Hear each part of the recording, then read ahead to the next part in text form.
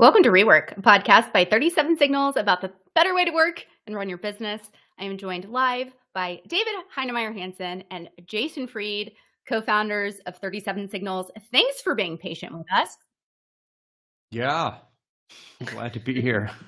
Well, it's been quite a morning already. We're going to be talking today a little bit about going live and what that means. Okay, we have lots of channels going on, so let me get organized here. We are live on YouTube and LinkedIn and Twitter, so a lot to manage, but we're going to do our best. So, I think Jason is off the screen. So this is part of the balls in the air here. I We're just doing it moved myself. live. There we go. There we go. Okay. All right. I can see you. I can hear you. Thanks for joining us live. If you are on one of our multiple channels, hopefully all of those streams are working.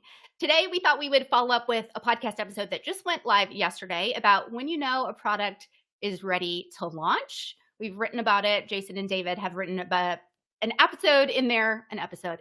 chapter in their book. It doesn't have to be crazy at work, called Launch and Learn, but the best time to learn how a product is going to do is to actually launch it. And Campfire, let's talk about that. The new Once product, we've been kind of holding off on launching it publicly until recently. Give me the update on that. Well, David, you actually probably have the real update. Like To now, the minute. basically. The why we're late Real on the live update is update. we are going live basically now. I mean, this was like we're just scrambling as we're like, oh, we promised everyone to do a show here at 10 o'clock Pacific time, and it is literally now. I'm writing the announcement blog post.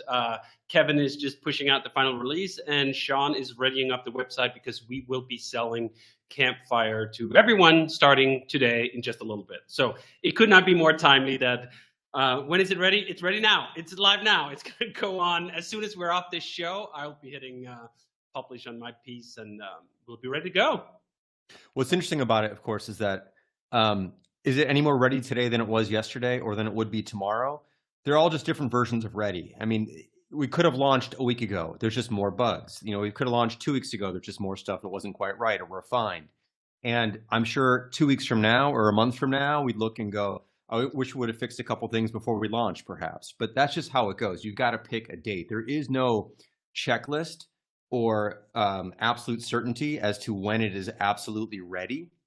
I mean, every company is going to hold back things that they would like to get in that they can't, or know they're going to ship bugs that they prefer not to. But one of the nice things about Once, of course, even though it's not SaaS, is it auto updates every night or every early morning, 2 a.m. It checks to see if there's a new build. If there is, it pulls it down and installs it for you automatically. You can opt out of this if you want as well. So it's SaaS-like in that you can get updated software, like over-the-air updates, like in a Tesla or something like that. But still, you're running it on your own server. So even if we don't get something in or there's a bug, of course, there's going to be many we're going to find. We'll be updating it over the next few days or next few weeks, and those will be fixed live as well. And I think the key here is just that you have to launch before you're absolutely confident that it is time to launch. If you wait until you are perfectly content with every little corner of the product, too late. You will have wasted your time. It's entirely possible that we launch this and all the excitement and so on doesn't actually manifest itself in sales.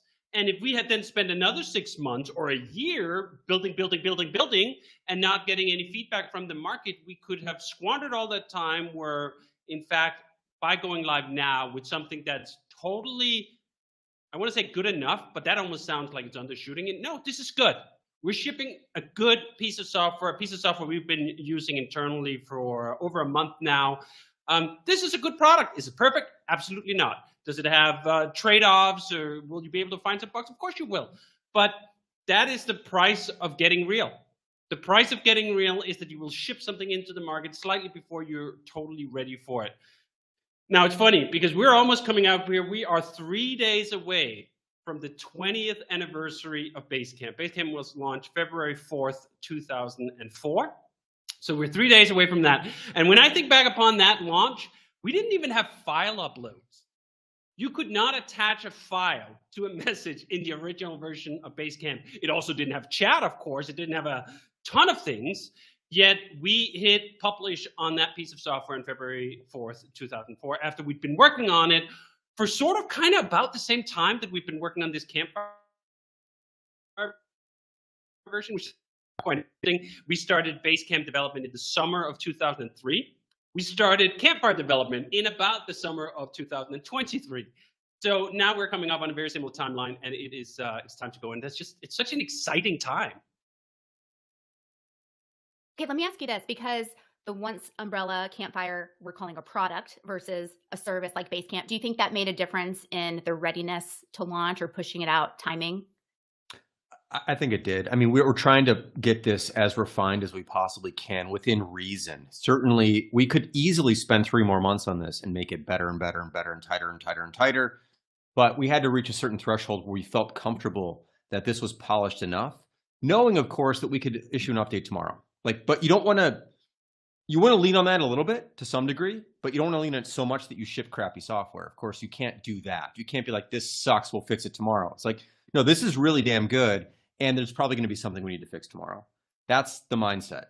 But definitely, we waited longer than normal, and we were aiming to push this out in December. Of course, we launched the Hey Calendar, and that was our primary focus. So this kind of took a little bit of a back burner, even though different people were working on it to some degree. It was hard to do 2 things at once. But I think we would have wished we would have shipped it a bit earlier, but here we are.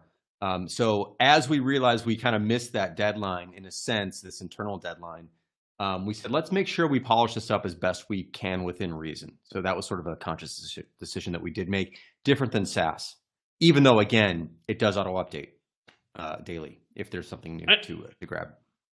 I think beyond just it being a product, it was also a realization that this is really a bit of a coming out party for a whole new model, not on 2 levels. There's a new business model, which is this idea of selling software for a single fee one time. That's new. That's interesting. I've heard a lot of founders write me going like, oh, I hadn't even considered this was an option. Maybe this would fit for our product too. So I felt a little bit of stage pressure that our first foray here had to be a little bit better than what I would normally target, as Jason would say, because I feel like we have some weight of the whole model on our shoulders. If we push something out that's total crap and it fails because it's crap, then we're poisoning the well here for everyone who would want to follow us in this path because, you know what, they didn't give it a proper shot. I want to give this a proper shot. We should give this a proper shot. And then the second part of it was partly inspired by the Hey Calendar launch. We just had another kerfuffle with Apple, where they tried to strong arm us into some bullshit, and we had to do the dance, and we had to do all these things to actually get it out. And once it's built entirely with web app technology.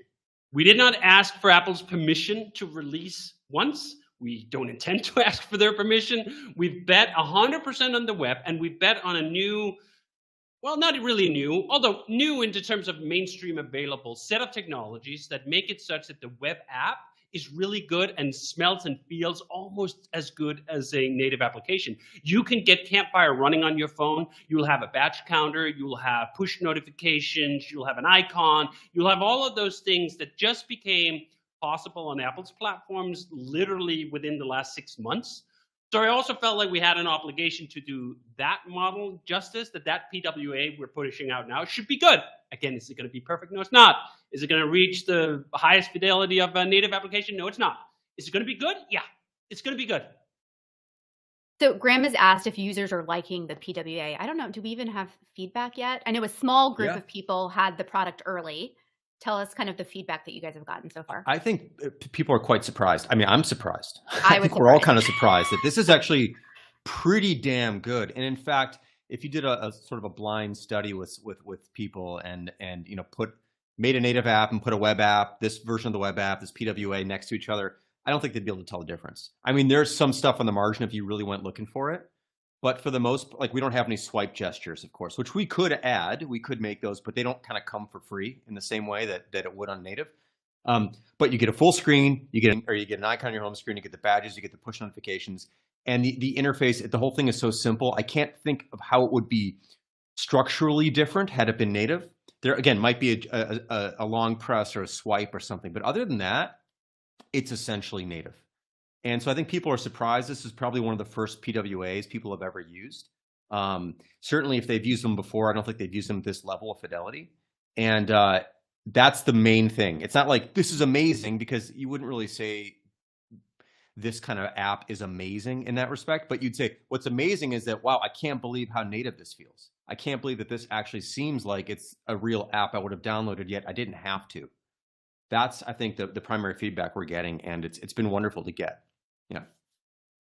What I find so interesting with both of these new models we're trying to validate, one is the business model, but the business model also has a technical component. This idea that we are allowing you, or not even allowing you have to install this on your own machine. You either buy a VM in the cloud to do it, or you run it on your own hardware, but either way, it has to go into your own server. That has been unbelievably pinch my arm smooth. Like, I keep thinking, like, you know what, is there something that's going to blow up here? Because this level of polish, I've not seen anywhere. And we did a fair amount of benchmarking, if you will, early on. I looked at a bunch of installable software. There does exist installable software. Of course, you can find software like that. WordPress is probably the best example. We've referred to that in the past. But it's not as simple as this.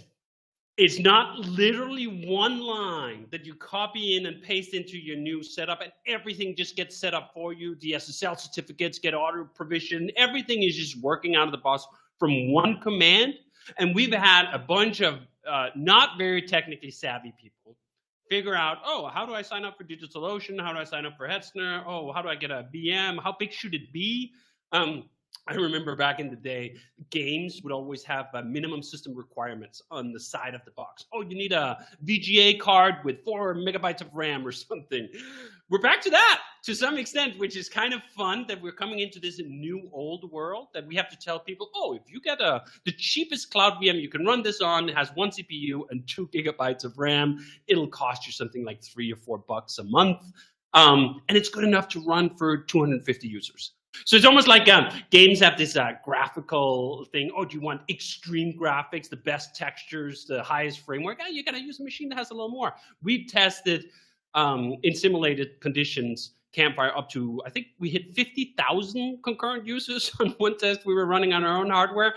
It can scale far, far, far beyond what almost any company in the world needs. Certainly any company that's likely to run that big of a base of customers or employees, on it, also customers perhaps. So it's kind of fun to be back in that realm, and it's also really fun to see how little trouble there's been with that. And the same is a little bit true with the PWA, in the sense that for a lot of people, the best feedback we can get is no feedback.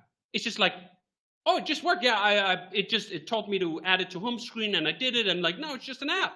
Like, as in, this is nothing special. Well, it is pretty special. It's pretty special to have a chat app on your home screen, on your iPhone, that did not go through Apple, that we can update, that you can update at any time through ownership of the code, through running your own server, without having to ask permission. That's, to me, that's halfway the holy grail of what I've been hoping for the past at least 10 years, after realizing, you know what, this bargain with the app stores was a bit of a Faustian one. And even though we got access to all these pocket computers, we got access through the goddamn devil. And we have to cut a deal with that bastard every single time we wanted to push out a new release. And here we are, boom, he's gone. Like, direct access. This is really something quite special.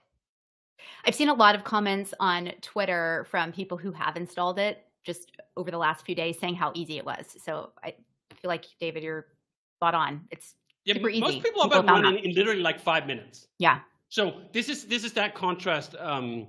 When I was looking at some of these other systems, again, there are other chat systems, there are other Git systems. You can install a various amount of software. Most of that, when you go to look at the install instructions, they're like 10 pages of heavy technical, you got to do this, you got to do that, you got to jump over 5 hoops, because it's written for Linux professionals, system operators, people who know everything about everything. And we were like, that's not the kind of software we want to build. If this model is going to be competitive with SaaS for most people, it has to be far, far easier than that. We cannot require you to read a 50-page manual just to get going. What we're requiring you to do is like either watch like a 5-minute video or just copy and paste that one line and paste it into your terminal, and boom, here you go.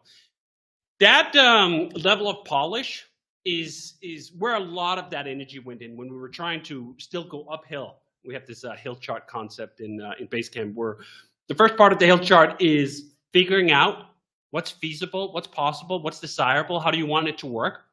And we spent a lot of time on the uphill part of the installation question. I had a hunch that this was doable, but we didn't know. We didn't know we could make it this easy. We had some good indications. We had built this deployment tool that builds on top of Docker, which is this container runtime, which is a way of packaging software that makes it really easy to do, called Kamal. That's how we facilitated our exit out of the cloud. And a bunch of those ideas, when I saw them work for our cloud exit, I thought, you know what? This is exactly the kind of stuff that you could use to make installable applications super easy. But it was unproven, unknown. And it really wasn't until probably late December where I personally felt like we'd gone over the hill. That now all the work was downhill, like we had validated all the concepts and we could just sort of polish it and make it work. So to see that in the market, the response to that bet, that gamble, that you can actually ask normal people to paste command line bits into a terminal that they've signed up for, that's really rewarding, because you got to remember that we're competing with this product in part against ourselves, in part against everyone else doing SaaS, right? It's got to be competitive with SaaS. SaaS requires you to fill out a form and that's it. You're not mangling with any terminals. That is about as easy as it'll get, although if you try to sign up for some versions of enterprise SaaS, you're like to be sort of stumble like, well, wasn't it supposed to be a little easier than that? Why do I need to talk to a salesperson? All this other gumble mumble. But that basic model, can we make this almost as easy as filling out a form? Now, it's not going to be 100% as easy. It isn't. But the flip side of that is you get a lot of things back for that slight inconvenience for a hot moment. You get to own your own data. You get to own your own upgrade cycle. You get to control the entire experience. Damn well, you can even alter the software if you're so pleased. You have direct access to the database. One of the early access testers did a great example of this, posted on Twitter. Hey, here's a SQL query. That's the database language we use. Here's a SQL query that'll show you the top 10 chatters on your Campfire instance. And I was thinking like, holy shit, this could never happen on SaaS. You don't get to munge with the database. You don't get to interact with the code in that way when it comes to SaaS. That's something new, novel, or at least a throwback to an earlier time. And it's just really fun to see that kind of tinkering, that like you get the box and you can open the box. Like every piece of software that most people have bought in the last 15, 20 years, the box has been sealed. It's been a complete black box. There are no screws. Everything was glued down. And I think back on the first computers I got, they all had screws in them. You could like unscrew the bottom of it. You could see, oh, there's that chip, there's that chip. Oh, I want to add some more RAM. Boom, I'm going to smack it in there. Now, Apple and by this time, the rest of the computing industry have essentially gone to like a glue model. Everything is glued. You need very specialist tools, very specialist knowledge to even open up the device that you paid for, that you bought. And software has gone the same way because of SaaS. I find that kind of sad. I think there's just such a adventurous wonder in taking apart things that you own and going like, oh, I wonder how it works. I wonder how it ticks. Can I take it apart? Can I put it back together? I took apart a lot of things when I was a kid. And then when I was learning how to build for the web, I took apart a ton of things. View source was something that was such a powerful part of my learning experience. I learned all my HTML knowledge, everything came from view source. I didn't buy any books that taught me something. There were no YouTube tutorials you could buy at that time. You just went to a website that you thought like, oh, that looks cool. I wonder how they put the icon up there with the rounded corner. And you'd look up and you, ooh, they're using a table and like a little spacer GIF that's like 1 by 1 pixel. That's really interesting. Let me try to see if I can do that too. I want to bring that sense of wonder back to software. Okay, David, we won't keep you because we know you have like buttons to push behind the scenes to make it go live. I just checked once.com. It's not quite ready yet. So I'm sure within the next few maybe they're just sitting and waiting. Hey, they're Jason, waiting David, for you to get off the live. Tell them to go. I mean, I see 1.0 has been deployed. So that's like, oh, boom. Kevin just installed it. We're doing it live. We're literally Amazing. doing it live. Love that. I did see, I'll share something. There was a question on LinkedIn about metrics, like how well is it doing so far? Well, first of all, we haven't shipped this publicly yet. We're about to, but I will share this. We're already in the 6 figures of revenue. So we shared this with a handful of early people, and the word sort of spread among that little community. And we had a list of about 30,000 people on the list, and we've sent the note to the list. As of yesterday, we sent that note to everybody. And we've crossed a 6-figure threshold for revenue, which is a wonderful start. We're very thrilled with that. And I don't know if we'll share revenue numbers again, but I wanted to get that out there. So people are always curious. Is there any interest in this? Well, in the early community, definitely there's a huge amount of interest, and we're very excited to see what happens once we go live with everybody else. Okay, this is where I love the comparison to 2004. So when we launched Basecamp 2004 February, I think, what was it we said? It took 3 weeks or a month to get to $5,000 of MRR, right? Yeah. And you're like, that was such a moment back then that we got to that amazing. We thought that was going to take a year, right? Yep. And it just goes to show how these sort of indicators get reset. Now we haven't even launched, we haven't pushed the button yet, and we've already sold 6 figures worth of software. Now, of course, the big test is, how does that last? What's the interest after a year? All that stuff. But there's definitely, I'd say, a huge just aha interest. We've taken something out of the closet, a new old way of selling software, and we're going, do you know what? We could do this again. Things have changed. That's the other thing. People think oh, didn't we all move on from this? Wasn't this what everyone did in 1999? Yeah, it was, and it kind of sucked because you shipped it on CDs and you had to put it in a box and you had to negotiate with, I don't know, Best Buy or something to get shelf space. And then you had to deal with computers, and they would get wedged, and it would just be kind of really annoying. Now it's no longer annoying. Technology actually moves forward to such an extent that context can completely change the compatibility of an idea. You can have an idea that was present in 1999, but kind of awkward, and people were keen to move on because the context was wrong. Now we fixed the context, or we haven't. Technology at large has fixed the context, it's moved on. Docker's come in, all these other tools have come in, computers gotten so much faster. Just as an aside, we ran Campfire on a Raspberry Pi, which is these tiny computers you can buy for I think $60 or something, or $70. And we got it running with 250 concurrent users on it. And I was like, geez, this is going to be good. You could put this in a tiny little box, and maybe we will do that one day. You can put it in a tiny little box, plug it into your network, and the vast majority of all companies on earth would be well served with just that tiny little computer, rather than having a subscription that charges them hundreds or thousands or tens of thousands of dollars in SaaS fees a month or a year. Okay. The other thing I want to add about that, going back in time, is I think it's also, it's a clue, which is that there were a lot of good things in software, in technology a few decades ago. And, internally we're calling this the Stone Age. And we're going back to the Stone Age, to mine the Stone Age. There were some really good ideas. Things were simpler back then. And of course, many things got better, obviously, right? But there were things that were left behind that were better back then that are worse today. Software's gotten incredibly complicated. Simple things you want to do are no longer simple. They're complicated and convoluted and complex. Why can't I just do this? Well, you can, but it's part of this other package that does 12 other things. And but I only wanted this. Well, you can't have just that. We think that there's a real opportunity to go back and mine for simplicity. There's a lot of diamonds in the rough there, and there's some good stuff. So probably the Once brand is probably going to be, something that's really focused on mining, not the distant past, but the recent past. And in computers, things move so quickly that it seems like 20, 30 years is forever ago. And it kind of is in some ways, but it's not that long ago. And a lot of people who are working today remember those days. And I think people are going to go, yeah, there was some good stuff back then. So we're aiming to bring some of those ideas back, of course, in a more modern way, in a more interesting way. But conceptually, some of those ideas were really spot on. Yeah. Okay, 2 quick questions before we wrap it up. One, how much time went into the Campfire product release? From beginning of we're going to start working on this till today when we went live? What was that time frame? Didn't we start in the summer? I'm trying to remember here.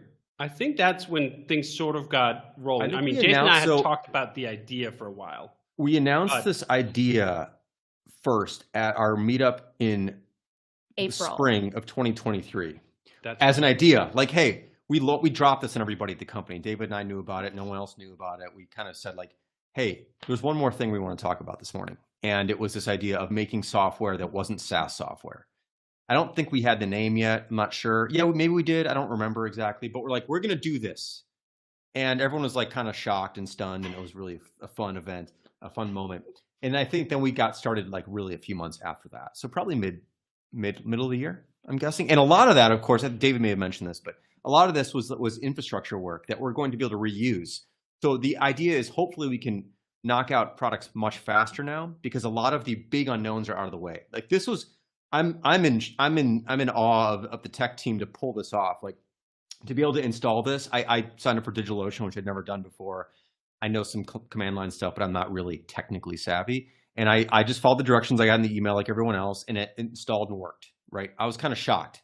It's that easy. And to pull that off was not easy. That was not easy. But now that work is done. And so now we can just build more products, plug into that infrastructure, and get more things out the door to more people and explore a lot of different product categories. That's going to be really exciting.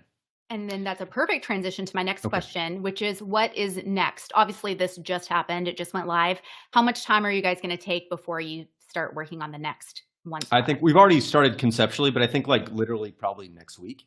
We're going to start sketching. And we have some ideas. There's a few different ideas for what the next product will be. And we have to choose a direction. And then we're going to start to work on that pretty soon. I mean, look, honestly, of course, like we're expecting many thousands of people to buy Campfire like in the next few weeks here. There's going to be things that are unearthed that we need to deal with and fix, but we'll have a few people working on that and then a few people working on something new. So that's probably the time frame here. And the good news is the idea here too is that we want to be able to build these products. We want 2 to 3 people to be able to spend, let's call it 3 months to build one of these products. That's what we're aiming for here. Now, it took more than that for the initial version because we had all this infrastructure to build. But once that's out of the way, a couple people should be able to pull this off. I mean, we essentially had one primary designer doing all the UI. And for a long time, one programmer kind of doing most of the work. And then, of course, we kind of swarmed at the end to get this all done. But next time, I think we can do this much faster with fewer people. Okay. Anything else to add before we wrap it up? I know you guys have busy schedules and a lot to take care of today. No, I would say just keep hitting reload on once.com/campfire Exactly. because it's like literally being deployed kind of as we speak here. So it might just pop up any minute now. So once.com/campfire. Amazing. And then if you do end up buying it and you're technically minded, I have planned to do some code walks where we can go through the entire code base together and we can do sort of a Q&A session just privately for Campfire customers who are technically inclined and interested in talking about how things are made. I think this is one of the fun things, as I said, you can take the thing apart, but you can take it apart with me who helped build it or with other people on the team who helped build it. And we can talk about all the choices and the technology that we built to make this happen. And I think that would be a fun adventure for folks who want to buy this, perhaps in part just to learn, or even exclusively just to learn. We've gotten a fair amount of feedback from people saying, like, you know what, I don't actually need a chat system, but I'm really interested in this model, and I want to see how a modern Rails application that was built for commercial use was put together. And we're like, happy to oblige. This is part of the reason we priced it so low. $299 is less than half of what most conference tickets cost. And here you get a complete menu of lessons in the box on how to build this kind of software. Okay, well, with that, we're going to wrap it up. Thanks for joining us live on one of our many channels. Thanks for your patience as we got started today. If you haven't listened to the REWORK podcast, you can find it at 37signals.com/podcast. Thanks for being here, guys. Thank you.